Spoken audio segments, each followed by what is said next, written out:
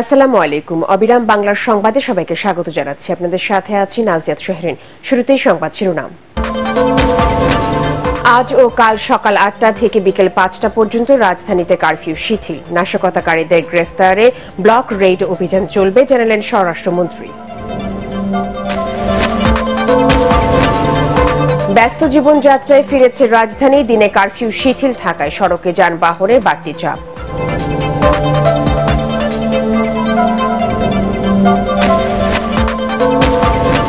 বাংলাদেশি কর্মীদের জন্য শিগগিরই খুলছে মালয়েশিয়ায় শ্রমবাজার, জানালেন প্রবাসী কল্যাণ প্রতিমন্ত্রী। আগামী মাসে দুদেশের মধ্যে উচ্চ পর্যায়ের বৈঠক। এবং ৯ বছর পর জানতে পারলেন নিয়োগ ভুয়া, ভুক্তভোগীকে সব ধরনের আইনি সহায়তার আশ্বাস স্থানীয় প্রশাসন।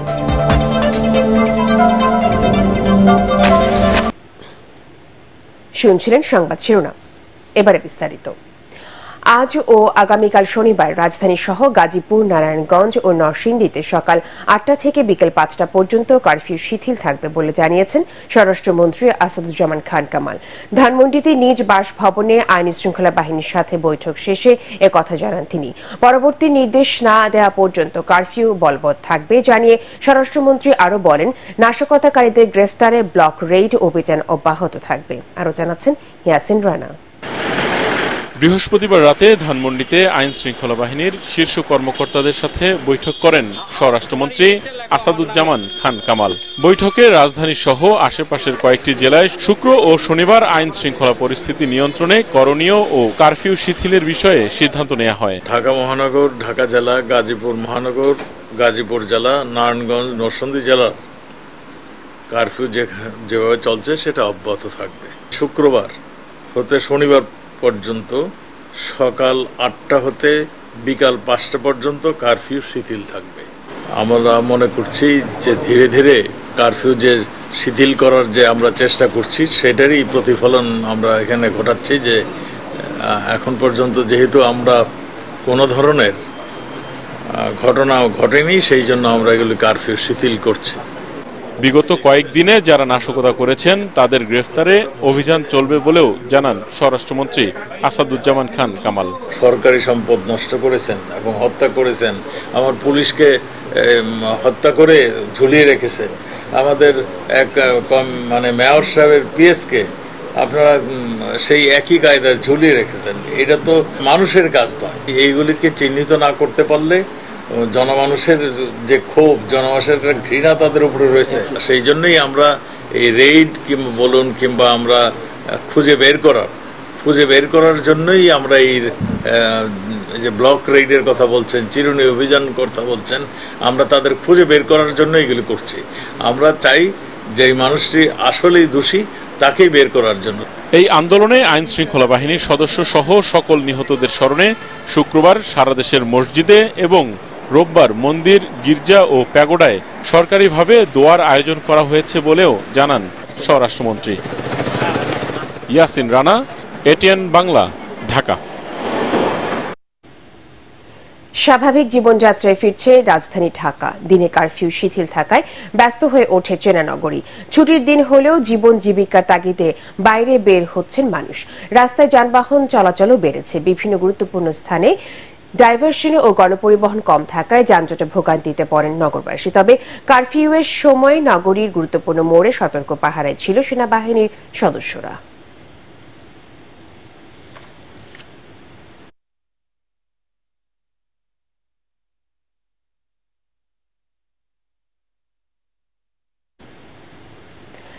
এদিকে সকাল থেকে রাজধানীর বিভিন্ন এলাকা ঘুরে দেখেছেন আমাদের সহকর্মী খায়রুল ইসলাম। কিছুক্ষণ আগে তিনি ছিলেন খামারবাড়ি এলাকায়। তিনি জানাচ্ছেন সেখানকার সর্বশেষ পরিস্থিতি। আমরা এখন অবস্থান করছি রাজধানীর অন্যতম ব্যস্ততম এলাকা খামারবাড়ি এলাকাতে। এখানকার পরিবেশ সম্পর্কে যদি বলতে চাই, পুরো এলাকা জুড়ে কিন্তু এখন থমথমে পরিবেশ বিরাজ করছে। আজ সকাল ৮টা থেকে বিকেল ৫টা পর্যন্ত কারফিউ কিন্তু শিথিল করা হয়েছে। অন্যান্য দিন কিন্তু মানুষের এখানে উপস্থিতি বেশি দেখা গেলেও আজ সাপ্তাহিক ছুটির দিন হওয়ায় মানুষের আনাগোনা একেবারে নেই বললেই চলে। যারা বের হচ্ছেন অতি জরুরি প্রয়োজন ছাড়া কেউই বের হচ্ছেন না। বের হওয়া মানুষদের কিন্তু তল্লাশি করে তারপরে সেনাবাহিনী যেতে দিচ্ছেন। সড়কে কিন্তু যানবাহনের পরিমাণও কিন্তু আমরা কম দেখেছি। সেনাবাহিনীর পাশাপাশি বিপুল সংখ্যক পুলিশও কিন্তু সড়কে শক্ত অবস্থানে রয়েছেন। আগামীকালও কিন্তু সকাল 8টা থেকে বিকেল 5টা পর্যন্ত কারফিউ শিথিল করা হয়েছে। মূলত কারফিউর শিথিলের পরিমাণ বাড়িয়ে কারফিউ উঠিয়ে দেওয়া হবে বলে কিন্তু জানিয়েছেন স্বরাষ্ট্রমন্ত্রী আসাদুজ্জামান খান কামাল। আজ সারা দেশের মসজিদগুলোতে সংঘাতে নিহত হওয়া মানুষদের জন্য দোয়া মাহফিলের আয়োজন করা হয়েছে এবং রোববার গির্জাতেও তাদের জন্য প্রার্থনা করা হবে বলেও কিন্তু জানানো হয়। এই ছিল আমার কাছে কারফিউর সর্বশেষ খবর। দেশের পরিস্থিতি পুরোপুরি স্বাভাবিক না হওয়া পর্যন্ত শিক্ষা প্রতিষ্ঠান খোলা হবে না বলে জানিয়েছেন শিক্ষামন্ত্রী মহিবুল হাসান চৌধুরী নওফেল। ঢাকা মেডিকেল কলেজ হাসপাতালে চিকিৎসাধীন আহত শিক্ষার্থীদের দেখতে গিয়ে তিনি বলেন, বহিরাগত একটি চক্র বিশ্ববিদ্যালয় ক্যাম্পাসে ঢুকে গেরিলা কায়দায় শিক্ষার্থীদের উপর হামলা চালায়। বর্তমান শান্তিপূর্ণ পরিবেশ আবারও কেউ যেন বিনষ্ট করতে না পারে এই বিষয়ে সবাইকে সচেতন থাকার আহ্বান জানান মন্ত্রী। কোটা আন্দোলনে আহত সকল শিক্ষার্থী সুচিকিৎসা দিতে সব ধরনের প্রস্তুতি রয়েছে বলেও জানান তিনি। এদিকে চলমান এইচএসসির আগামী সপ্তাহের আরও 4টি পরীক্ষা স্থগিত করা হয়েছে। জঙ্গিবাদী কায়দায়, উগ্রবাদী কায়দায় কট্টরপন্থী ব্যক্তিরা ঢাকার বাইরে থেকে এসে এই তাণ্ডব কেন চালালো, কিভাবে চালালো, উদ্দেশ্য কি ছিল, আমি কেন সন্তান হারা হলাম, সেই প্রশ্ন আমাদের আছে। সেই প্রশ্নের উত্তরের অপেক্ষায় আমরা আছি। শান্তি স্থিতিশীলতা সেটাকে পোক্ত না করে প্রতিষ্ঠান খুলে আবারও রক্তের রাজনীতির বলি আমাদের সন্তানরা হবে, সেটা আমাদের কোনো অভিভাবক আশা করেন। বাংলাদেশি কর্মীদের জন্য শিগগিরই আবারও মালয়েশিয়ায় শ্রমবাজার খুলবে বলে আশা করছেন প্রবাসী কল্যাণ প্রতিমন্ত্রী শফিকুর রহমান চৌধুরী। ভিসা থাকা সত্ত্বেও মালয়েশিয়া যেতে না পারা 70% কর্মীকে এরই মধ্যে টাকা ফেরত দেওয়া হয়েছে বলেও জানান তিনি। শ্রম অভিবাসন বিশ্লেষক হাসান আহমেদ চৌধুরী কিরণ মনে করেন এই উদ্যোগ দেশটিতে দ্রুত শ্রমবাজার খুলতে সহায়তা করবে। আরও জানাচ্ছেন ইমদাদুল্লাহ বাবু। মালয়েশিয়ার অভিবাসন ব্যবস্থায় শৃঙ্খলা ফেরাতে গেল 31শে মে বাংলাদেশ, নেপাল ও ভুটান সহ 14টি দেশ থেকে জনশক্তি নেয়া বন্ধ করে দেয় দেশটির সরকার। এতে ভিসা পেয়েও টিকিট সংকটে মালয়েশিয়া যেতে পারেননি বাংলাদেশের 17,000 কর্মী।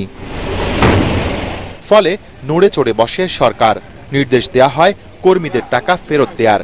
গত 2 মাসে ক্ষতিগ্রস্ত প্রায় 12,000 কর্মী এই টাকা ফেরত পেয়েছেন বলে জানিয়েছেন প্রবাসী কল্যাণ প্রতিমন্ত্রী। বাইরা বলেছে যে 70% রিপেমেন্ট হয়ে গেছে। আমরা বলছি যে টোটাল লিস্ট এবং যে সমস্ত শ্রমিকের কাছ থেকে টাকা নেওয়া হয়েছে তাদেরকে ডাইরেক্টলি দেওয়ার জন্য। যারা দিয়েছে খুশি না হওয়ার পর্যন্ত, তারা এগ্রি না হওয়া পর্যন্ত সেটা আমাদের চলমান দিয়ে থাকবে। সরকারের এই উদ্যোগের ফলে মালয়েশিয়ায় ফের জনশক্তি রপ্তানির পথ খুলবে বলে মনে করেন শ্রম অভিবাসন বিশ্লেষকরা। মালয়েশিয়ার হাই কমিশনের মাধ্যমে হোক, মালয়েশিয়ার বিভিন্ন সংস্থাগুলোর মাধ্যমে হোক, আমাদের এনজিওগুলোর মাধ্যমে এই মেসেজ কিন্তু মালয়েশিয়া সরকারের কাছে গিয়েছে যে বাংলাদেশ সরকারের রিক্রুটিং এজেন্সিগুলো তারা কিন্তু তাদের কর্মীদের অর্থ ফেরত দিয়েছে। সুতরাং এখানে কোনো অস্বচ্ছতার জায়গা নেই। It's a good message.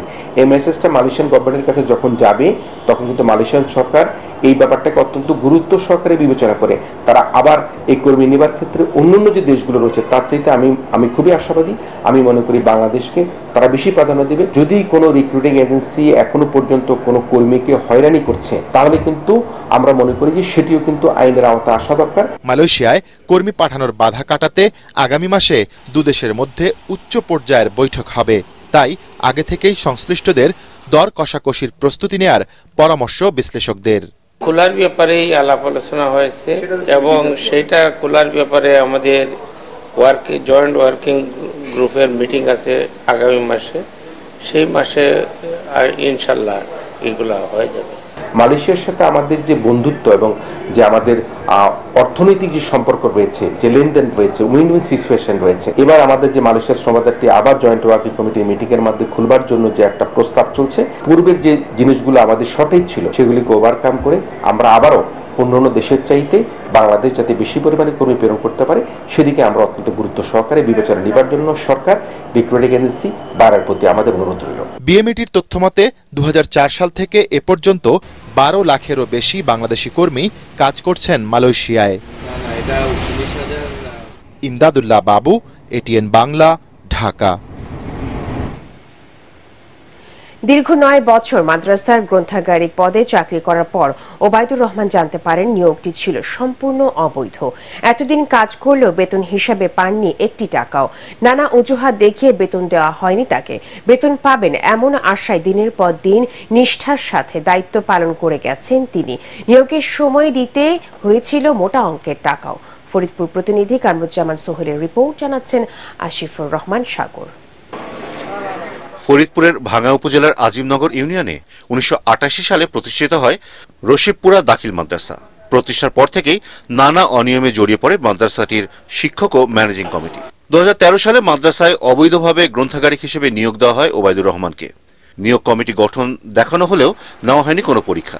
আর নিয়োগ কমিটিতে থাকা উপজেলা মাধ্যমিক অফিসার, ডিজির প্রতিনিধি হিসেবে যাদের দেখানো হয়েছে তারা জানেনই না নিয়োগের খবর। তাদের স্বাক্ষর জাল করে দেওয়া হয় এ নিয়োগ। ভুক্তভোগী ওবায়দুর রহমান জানান, এ পদে নিয়োগের জন্য তার কাছ থেকে 5 লাখ টাকা নেয় কমিটি। এর প্রায় দীর্ঘ 9 বছর পর 2022 সালে তিনি জানতে পারেন তার নিয়োগটি ছিল ভুয়া। ওই সময় কন্ট্রাক্ট ছিল 3,60,000-50,000 টাকা। তা আমি আনোয়ার স্যারের মাধ্যমে তিনি আমাকে দিতে বলছে, সভাপতির কাছে আমি টাকা দিছি আর তার কাছে টাকা দিছি। এবং আনোয়ার স্যার আমাকে আরো লাইব্রেরি নিয়ে আর একটা কোর্স করাইছে, তাতে আমার 1.5 লাখ টাকা খরচ গেছে। আমি এখন আমার ক্ষতিপূরণ চাই। আমি তাহলে আমার চাকরি পাবো না, আমার যে ক্ষতিপূরণ আছে ক্ষতিপূরণ দেবে। মাদ্রাসাটির তৎকালীন ভারপ্রাপ্ত সুপার আনোয়ার হোসেন ও ম্যানেজিং কমিটির সভাপতি নুরুল ইসলাম এই দুজন মিলে ভুয়া নিয়োগ দিয়ে হাতিয়ে নিয়েছে কয়েক লাখ টাকা। তবে মাদ্রাসার সাবেক ভারপ্রাপ্ত সুপার এবং সাবেক সভাপতি দুষছেন একে অপরকে। সে নুরুল আকবর আর আমরা তিনজনই এই চাকরিটার বিষয়ে প্রথম আলাপ আলোচনা করছি। এত টাকা কত টাকার জন্য এখানে আলাপ আলোচনা হয়েছিল যে তার সাথে আমি প্রথমেই কন্ট্যাক্ট করি। এই কথাটা অনেক আগে সে বলছিল। ভুয়া নিয়োগের সাথে জড়িতদের কঠোর শাস্তি চান মাদ্রাসাটির বর্তমান সুপার ও ম্যানেজিং কমিটির সভাপতি। সিলেটের প্রতি যে অফিসার হয়েছে আমি চাই এটা সুষ্ঠু তদন্ত করে আপনারা যেটা আইনে যে শাস্তি হবে আমি সেই শাস্তির দাবি করি। বিষয়টি নিয়ে ভুক্তভোগী আইনের আশ্রয় নিলে সব ধরনের সহযোগিতার আশ্বাস দিয়েছে স্থানীয় প্রশাসন। আমরা উপজেলা পর্যায়ে কিন্তু বদলি অথবা অন্য কোনো শাস্তির কোনো সুযোগ নেই। সেক্ষেত্রে আমি বলছেন যে আপনি বোর্ডের চেয়ারম্যান আবেদন করেন মাদ্রাসা বোর্ডে, ওনারা যদি তদন্ত করে আমাদেরকে তদন্ত জমা রিপোর্ট করেন না, বাকি ব্যবস্থা বোর্ডে নিতে হবে। কারণ মাদ্রাসা যারা সুপার নিলে ওদেরকে আমরা বদলি করতে পারবো না, ওদের কোনো পানিশমেন্ট আমাদের দেওয়া উপজেলা পর্যায়ে। Bureau report, ATN Bangla. Partex খেলার খবর।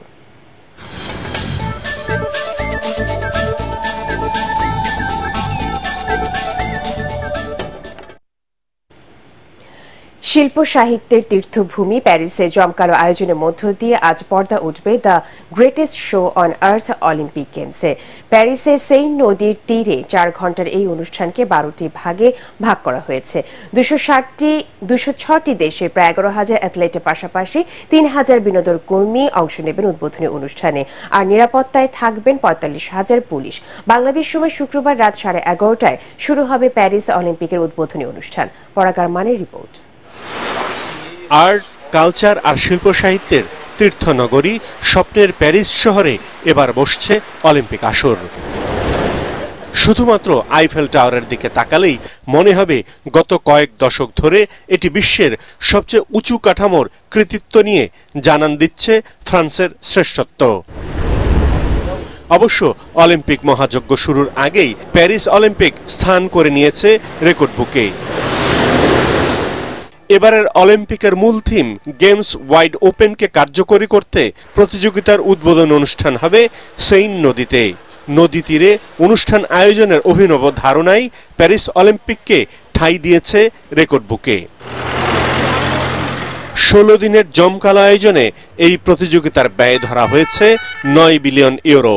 টোকিও, রিও এবং লন্ডন অলিম্পিকের চেয়েও ব্যয় কম হবে প্যারিস মহাযজ্ঞের। তবে কঠোর নিরাপত্তার মধ্য দিয়ে সেইন নদী তীরে গেমসের উদ্বোধন অনুষ্ঠান উপভোগ করতে যেতে হবে। অনুষ্ঠানের 2/3 দিনের আলোয় হলেও বাকি অংশ হবে গোধূলি লালিমায়।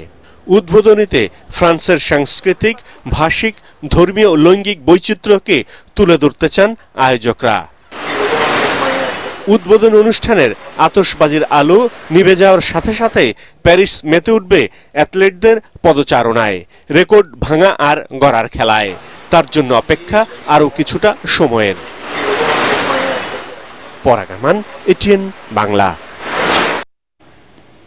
নারী এশিয়া কাপ টি-20 ক্রিকেটের ফাইনাল নিশ্চিত করার লক্ষ্যে আজ শক্তিশালী ভারতের মুখোমুখি হবে বাংলাদেশ। গ্রুপে এ থেকে চিরপ্রতিদ্বন্দ্বী পাকিস্তানকে হারানো সহ সবকটি ম্যাচ জিতে সেমিফাইনালে জায়গা করে নেয় ভারত। অপরদিকে গ্রুপ রানার্স আপ হয়ে শেষ চারের টিকিট পায় বাংলাদেশ। টি-20তে ভারতের বিপক্ষে বাংলাদেশের রেকর্ড বেশ হতাশাজনক। এ পর্যন্ত মাত্র 3 জয়ের বিপরীতে 19টি ম্যাচে হেরেছে টাইগার্সরা। তারপরও গত 2 বছরের পারফরমেন্সের কারণে ভারতকে হারানোর স্বপ্ন দেখছে নিগার সুলতানা জ্যোতির দল। শ্রীলঙ্কার ডাম্বুলায় বাংলাদেশ সময় দুপুর 2:30টায় শুরু হবে খেলাটি।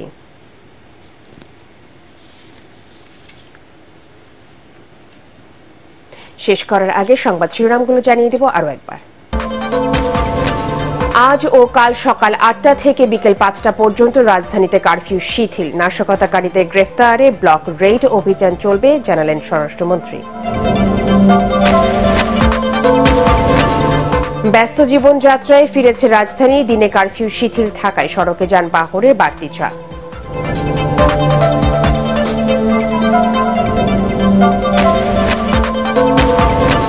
বাংলাদেশি কর্মীদের জন্য শীঘ্রই খুলছে মালয়েশিয়ায় শ্রমবাজার, জানালেন প্রবাসী কল্যাণ প্রতিমন্ত্রী।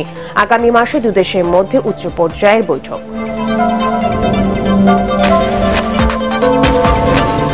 এবং 9 বছর পর জানতে পারলেন নিয়োগ ভুয়া, ভুক্তভোগীকে সব ধরনের আইনি সহযোগিতার আশ্বাস স্থানীয় প্রশাসন।